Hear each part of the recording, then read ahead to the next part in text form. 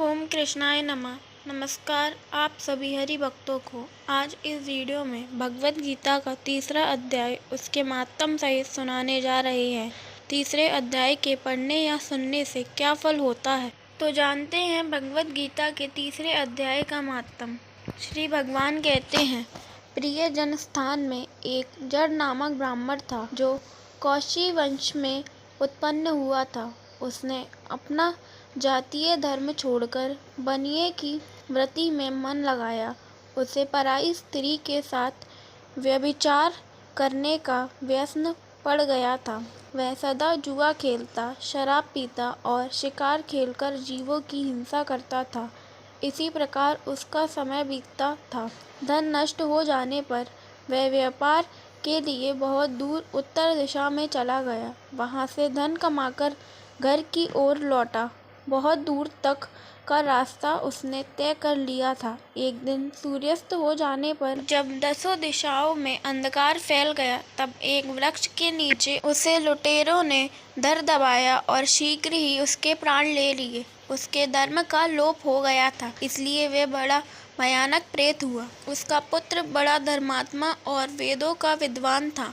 उसने अब तक पिता के लौट आने की राह देखी। जब वे नहीं आए तब उनका पता लगाने के लिए वह स्वयं भी घर छोड़कर चल दिया। वह प्रतिदिन खोज करता, मगर राहगीरों से पूछने पर भी उसे उनका कुछ समाचार नहीं मिलता था। तदनंतर एक दिन एक मनुष्य से उसकी भेंट हुई जो उसके पिता का सहायक था।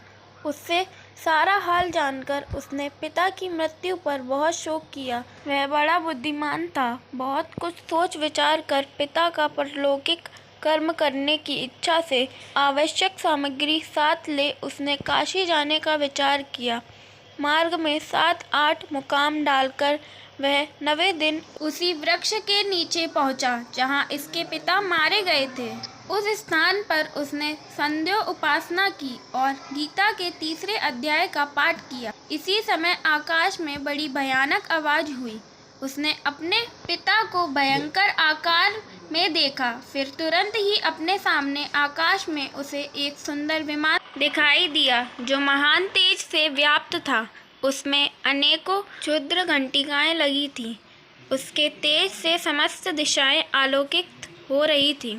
यह दृश्य देखकर उसके चित्त की व्याग्रता दूर हो गई। उसने विमान पर अपने पिता को दिव्य रूप धारण किए विराजमान देखा। उनके शरीर पर पीताम्बर शोभा पा रही थी और मुनिजन उनकी स्तुति कर रहे थे। उन्हें देखते ही पुत्र ने प्रणाम किया। तब पिता ने भी उसे आशीर्वाद दिया। तत्पश्चात उसने पिता से यह सारा वृतांत पूछा। उसके उत्तर में पिता ने सब बातें बताकर इस प्रकार कहना आरंभ किया, बेटा, देववश मेरे निकट गीता के तृतीय अध्याय का पाठ करके तुमने इस शरीर के द्वारा किए हुए दुस्तज्य कर्म बंधन से मुझे छुड़ा दिया है। अतः अब घर लौट जाओ, क्योंकि जिसके लिए तुम काशी जा रहे थे वह प्रयोजन इस समय तृतीय अध्याय के पाठ से ही शुद्ध हो गया है। पिता के यो कहने पर पुत्र ने पूछा, तात, मेरे हित का उपदेश दीजिए तथा और कोई कार्य जो मेरे लिए करने योग्य हो बतलाइए। तब पिता ने उससे कहा, आनंद, तुम्हें यही कार्य फिर करना है। मैंने जो कर्म किया है वही मेरे भाई ने भी किया था। इससे वे घोर नरक में पड़े हैं। उनका भी तुम्हें उद्धार करना चाहिए तथा मेरे कुल के और भी जितने लोग नरक में पड़े हैं उन सबका भी तुम्हारे द्वारा उद्धार हो जाना चाहिए। यही मेरी मनोरथ है। बेटा, जिस साधन के द्वारा तुमने मुझे संकट से छुड़ाया है उसी का अनुष्ठान औरों के लिए भी करना उचित है। उसका अनुष्ठान करके उससे होने वाला पुण्य उन नरक की जीवों को संकल्प करके दे दो। इससे वे समस्त पूर्वज मेरी ही तरह नरक यातनाओं से मुक्त हो संकल्प काल में ही श्री विष्णु के परम पद को प्राप्त हो जाएंगे। पिता का यह संदेश सुनकर पुत्र ने कहा, तात, यदि ऐसी बात है और आपकी भी ऐसी ही रुचि है तो मैं समस्त नारकी जीवों का नरक से उद्धार कर दूंगा। यह सुनकर उसके पिता बोले, बेटा, एवमस्तु, तुम्हारा कल्याण हो। मेरा अत्यंत प्रिय कार्य संपन्न हो गया। इस प्रकार पुत्र को आश्वासन देकर उसके पिता भगवान विष्णु के परम धाम को चले गए। तत्पश्चात वह भी लौटकर जन्म स्थान में आया और परम सुंदर भगवान श्री कृष्ण के मंदिर में उनके समक्ष बैठकर पिता के आदेश अनुसार गीता के 3 अध्याय का पाठ करने लगा। उसने नारकीय जीवों का उद्धार करने की इच्छा से गीता पाठ जनित सारा पुण्य संकल्प करके दे दिया। इसी बीच में भगवान विष्णु के दूत यातना भोगने वाले नारकीय जीवों को छुड़ाने के लिए यमराज के पास गए। यमराज ने नाना प्रकार के सत्कारों से उनका पूजन किया और कुशल पूछी। वे बोले, धर्मराज, हम लोगों के लिए सब और आनंद ही आनंद है। इस प्रकार सत्कार करके पितृलोक के सम्राट परम बुद्धिमान यम ने विष्णु दूतों से यमलोक में आने का कारण पूछा। तब विष्णु दूतों ने कहा, यमराज, शेष शैया पर शयन करने वाले भगवान विष्णु ने हम लोगों को आपके पास कुछ संदेश देने के लिए भेजा है। भगवान हम लोगों के मुख से आपकी कुशल पूछते हैं और यह आज्ञा देते हैं कि आप नरक में पड़े हुए समस्त प्राणियों को छोड़ दें। अमित तेजस्वी भगवान विष्णु का यह आदेश सुनकर यम ने मस्तक झुकाकर उसे स्वीकार किया और मन ही मन कुछ सोचा। तत्पश्चात मदोमंद नरकी जीवों को नरक से मुक्त देखकर उनके साथ ही भगवान विष्णु के पास स्थान को चले। यमराज श्रेष्ठ विमान के द्वारा जहाँ क्षीर सागर है वहाँ जा पहुँचे। उसके भीतर कोटि कोटि सूर्य के समान कांतिमान नील कमल दल के समान श्याम सुंदर लोकनाथ जगत गुरु श्री हरि का उन्होंने दर्शन किया। भगवान का तेज उनकी शैया बने हुए शेष नाग के फनों की मणियों के प्रकाश से दुगना हो रहा था। वे आनंद युक्त दिखाई दे रहे थे। उनका हृदय प्रसन्नता से परिपूर्ण था। भगवती लक्ष्मी अपनी सरल चित्तवन से प्रेम पूर्वक उन्हें बार बार निहार रही थी। चारों ओर योगी जन भगवान की सेवा में खड़े थे। उन योगियों की आंखों के तारे ध्यान सत होने के कारण निश्चल प्रतीत होते थे। देवराज इंद्र अपने विरोधियों को परास्त करने के उद्देश्य से भगवान की स्तुति कर रहे थे। ब्रह्मा जी के मुख से निकले हुए वेदांत वाक्य मूर्तिमान होकर भगवान के गुणों का गान कर रहे थे। भगवान पूर्णतः संतुष्ट होने के साथ ही समस्त योनियों की ओर से उदासीन प्रतीत होते थे। जीवों में से जिन्होंने योग साधन के द्वारा अधिक पुण्य संचय किया था, उन सबको एक ही साथ वे कृपा दृष्टि से निहार रहे थे। भगवान अपने स्वरूप भूत अखिल चराचर जगत को आनंदपूर्ण दृष्टि से आमोदित कर रहे थे। शेषनाग की प्रभा से उपदासित एवं सर्वत्र व्यापक दिव्य विग्रह धारण किए नील कमल के सदृश श्याम वर्ण वाले श्री हरि ऐसे जान पड़ते थे मानो चांदनी से घिरा हुआ आकाश सुशोभित हो रहा हो। इस प्रकार भगवान की झांकी करके यमराज अपनी विशाल बुद्धि के द्वारा उनकी स्तुति करने लगे। यमराज बोले, संपूर्ण जगत का निर्माण करने वाले परमेश्वर, आपका अंतःकरण अत्यंत निर्मल है। आपके मुख से ही वेदों का प्रादुर्भाव हुआ है। आप ही विश्व स्वरूप और इसके ब्रह्मा हैं। आपको नमस्कार है। अपने बल और वेग के कारण जो अत्यंत दुर्दश प्रतीत होते हैं, ऐसे दानवेंद्रों का अभिमान चूर करने वाले भगवान विष्णु को नमस्कार है। पालन के समय सत्वमय शरीर धारण करने वाले विश्व के आधारभूत सर्वव्यापी श्री हरि को नमस्कार है। समस्त देहधारियों की पातक राशि को दूर करने वाले परमात्मा को प्रणाम है। जिनकी ललाटवर्ती नेत्र के तनिक सा खुलने पर भी आग की लपटें निकलने लगती हैं, उन रुद्र रूपधारी आप परमेश्वर को नमस्कार है। आप संपूर्ण विश्व के गुरु, आत्मा और महेश्वर हैं, अतः समस्त वैष्णव जनों को संकट से मुक्त करके उन पर अनुग्रह करते हैं। आप माया से विस्तार को प्राप्त हुए अखिल विश्व में व्याप्त होकर भी कभी माया अथवा उससे उत्पन्न होने वाले गुणों से मोहित नहीं होते। माया तथा माया जनित गुणों के बीच में स्थित होने पर भी आप पर उनमें से किसी का प्रभाव नहीं पड़ता। आपकी महिमा का अंत नहीं है, क्योंकि आप असीम हैं। फिर आप वाणी के विषय कैसे हो सकते हैं?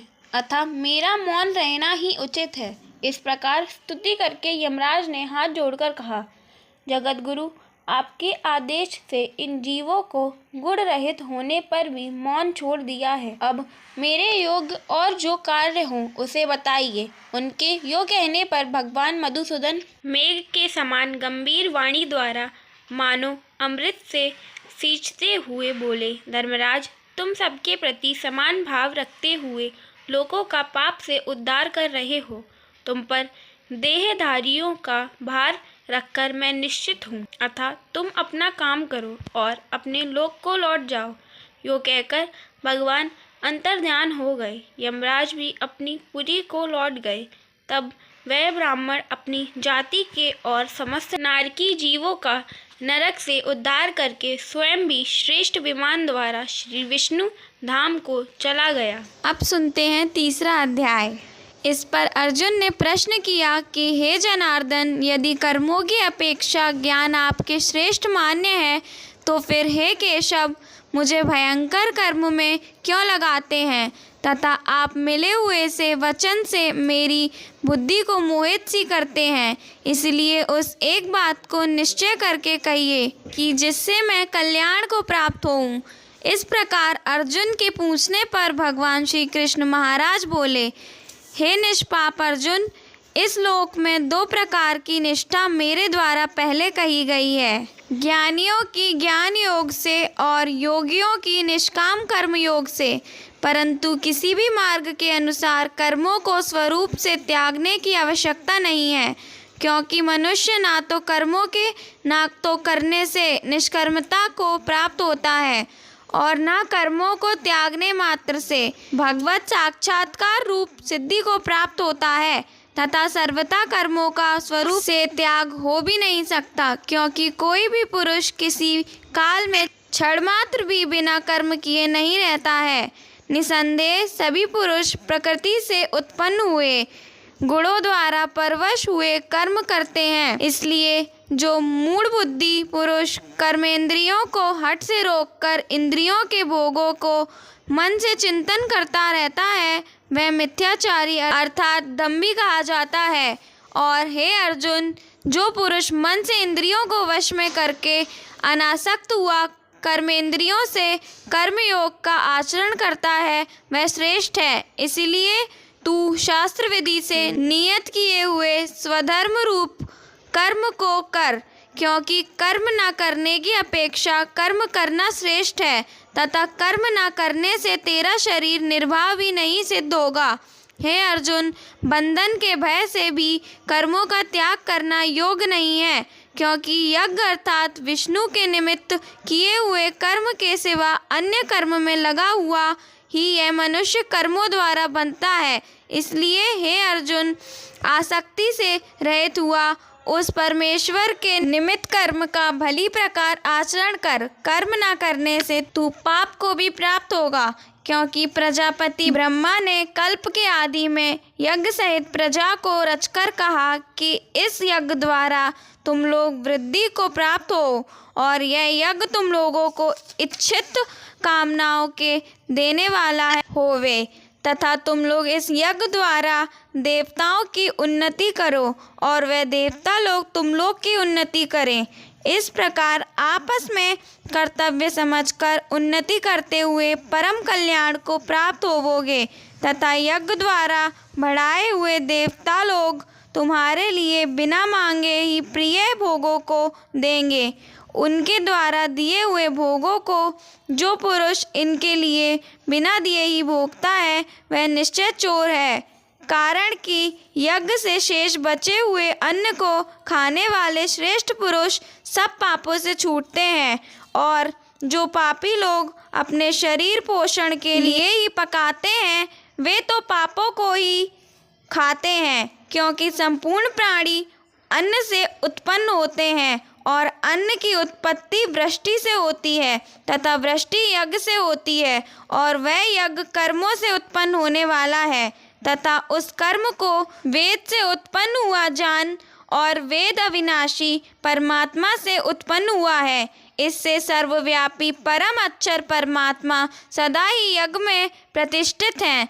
हे पार्थ, जो पुरुष इस लोक में इस प्रकार चलाए हुए सृष्टि चक्र के अनुसार नहीं बरतता है, अर्थात शास्त्रानुसार कर्मों को नहीं करता है, वह इंद्रियों के सुख को भोगने वाला पापायु पुरुष व्यर्थ ही जीता है। परंतु जो मनुष्य आत्मा ही में प्रीति वाला और आत्मा ही में तृप्त तथा आत्मा ही में संतुष्ट होवे, उसके लिए कोई कर्तव्य नहीं है, क्योंकि इस संसार में उस पुरुष का किए जाने से भी कोई प्रयोजन नहीं है और ना किए जाने से भी कोई प्रयोजन नहीं है, तथा इसका संपूर्ण भूतों में कुछ भी स्वार्थ का संबंध नहीं है, तो भी उसके द्वारा केवल लोकहितार्थ कर्म किए जाते हैं। इससे तू अनासक्त हुआ निरंतर कर्तव्य कर्म का अच्छी प्रकार आचरण कर, क्योंकि अनासक्त पुरुष कर्म करता हुआ परमात्मा को प्राप्त होता है। इस प्रकार जनकादि ज्ञानी जन भी आसक्ति रहित कर्म द्वारा ही परम सिद्धि को प्राप्त हुए हैं। इसलिए तथा लोक संग्रह को देखता हुआ भी तू कर्म करने को ही योग्य है, क्योंकि श्रेष्ठ पुरुष जो जो आचरण करता है, अन्य पुरुष भी उसके ही अनुसार वर्तते हैं। वह पुरुष जो कुछ प्रमाण कर देता है, लोग भी उसी के अनुसार वर्तते हैं। इसीलिए हे अर्जुन, यद्यपि मुझे तीनों लोक में कुछ भी कर्तव्य नहीं है तथा किंचित भी प्राप्त होने योग्य वस्तु अप्राप्त है, तो भी मैं कर्म में ही बरतता हूँ, क्योंकि यदि मैं सावधान हुआ कदाचित कर्म में ना बरतूं, तो हे अर्जुन, सब प्रकार से मनुष्य मेरे बर्ताव के अनुसार बरतते हैं, अर्थात बरतने लग जाएं, तथा यदि मैं कर्म ना करूं तो ये सब लोग भ्रष्ट हो जाएं और मैं वर्ण संकर का करने वाला हूँ तथा इस सारी प्रजा का हनन करूं, अर्थात मारने वाला बनूं। इसलिए हे भारत, कर्म में आसक्त हुए अज्ञानी जन जैसे कर्म करते हैं, वैसे ही अनासक्त हुआ विद्वान भी लोक शिक्षा को चाहता हुआ कर्म करे। ज्ञानी पुरुष को चाहिए कि कर्मों में आसक्ति वाले अज्ञानियों की बुद्धि में भ्रम अर्थात कर्मों में अश्रद्धा उत्पन्न ना करें, किंतु स्वयं परमात्मा के स्वरूप में स्थित हुआ और सब कर्मों को अच्छी प्रकार करता हुआ उनसे भी वैसे ही करावें। हे अर्जुन, वास्तव में संपूर्ण कर्म प्रकृति के गुणों द्वारा किए हुए हैं, तो भी अहंकार से मोहित हुए अंतःकरण वाला पुरुष मैं करता हूँ ऐसे मान लेता है। परंतु हे महाबाहो, गुण विभाग और कर्म विभाग के तत्वों को जानने वाला ज्ञानी पुरुष संपूर्ण गुणों में वर्तते हैं ऐसे मानकर नहीं आसक्त होता है, और प्रकृति के गुणों से मोहित हुए पुरुष गुण और कर्मों में आसक्त होते हैं। उन अच्छी प्रकार ना समझने वाले मूर्ख को अच्छी प्रकार जानने वाला ज्ञानी पुरुष चलायमान ना करे। इसीलिए हे अर्जुन, तू ध्याननिष्ठ चित्त से संपूर्ण कर्मों को मुझ में समर्पण करके आशार रहित, ममता रहित होकर संताप रहित हुआ युद्ध कर। हे अर्जुन, जो कोई भी मनुष्य दोष बुद्धि से रहित और श्रद्धा से युक्त हुए सदा ही मेरे इस मत के अनुसार बरतते हैं, वे पुरुष संपूर्ण कर्मों से छूट जाते हैं, और जो दोष दृष्टि वाले मूर्ख लोग इस मेरे मत के अनुसार नहीं बरतते हैं, उन संपूर्ण ज्ञानों में मोहित चित्त वालों को तू कल्याण से भ्रष्ट हुए ही जान। क्योंकि सभी प्राणी प्रकृति को प्राप्त होते हैं, अर्थात अपने स्वभाव से परवश हुए कर्म करते हैं। ज्ञानवान भी अपनी प्रकृति के अनुसार चेष्टा करता है, फिर इसमें किसी का हट क्या करेगा। इसीलिए मनुष्य को चाहिए कि इंद्रिय के अर्थ में अर्थात सभी इंद्रियों के भोगों में स्थित जो राग और द्वेष है, उन दोनों के वश में नहीं होवे, क्योंकि इसके वे दोनों ही कल्याण मार्ग में विघ्न करने वाले महान शत्रु हैं। इसलिए उन दोनों को जीतकर सावधान हुआ स्वधर्म का आचरण करें, क्योंकि अच्छी प्रकार आचरण किए हुए दूसरे के धर्म से गुण रहित भी अपना धर्म अति उत्तम है। अपने धर्म में मरना भी कल्याणकारक है और दूसरे का धर्म भय को देने वाला है। इस पर अर्जुन ने पूछा कि हे कृष्ण, फिर यह पुरुष बलात् लगाए हुए के सदर्श ना चाहता हुआ भी किससे प्रेरा हुआ पाप का आचरण करता है। इस प्रकार अर्जुन के पूछने पर श्री कृष्ण महाराज बोले, हे अर्जुन, रजोगुण से उत्पन्न हुआ यह काम ही क्रोध है। यह ही महाअशन अर्थात अग्नि के सदर्श भोगों से ना तृप्त होने वाला और बड़ा पापी है। इस विषय में इसको ही तू वैरी जान। जैसे धुएं से अग्नि और मल से दर्पण ढका जाता है तथा जैसे जेर से गर्भ ढका हुआ है, वैसे ही उस काम के द्वारा यह ज्ञान ढका हुआ है। और हे अर्जुन, इस अग्नि सदृश ना पूर्ण होने वाले काम रूप ज्ञानियों के नित्य वैरी से ज्ञान ढका हुआ है।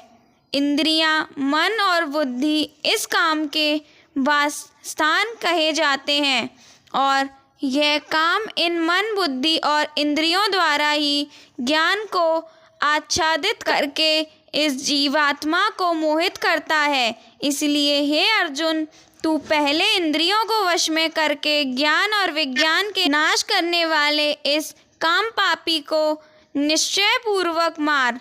और यदि तू समझे कि इंद्रियों को रोककर काम रूप वैरी को मारने की मेरी शक्ति नहीं है, तो तेरी यह भूल है, क्योंकि इस शरीर से तो इंद्रियों को पर श्रेष्ठ, बलवान और सूक्ष्म कहते हैं, और इंद्रियों से पर मन है, और मन से भी पर बुद्धि है, और जो बुद्धि से भी अत्यंत पर है वह आत्मा है। इस प्रकार बुद्धि से पर अर्थात सूक्ष्म तथा सब प्रकार बलवान और श्रेष्ठ अपने आत्मा को जानकर और बुद्धि के द्वारा मन को वश में करके, हे महाबाहो, अपनी शक्ति को समझकर इस दुर्जय कामरूप शत्रु को मार। तो इसी प्रकार श्रीमद् भगवद गीता का तीसरा अध्याय पूर्ण होता है। जय श्री हरि, जय श्री कृष्णा, राधे राधे।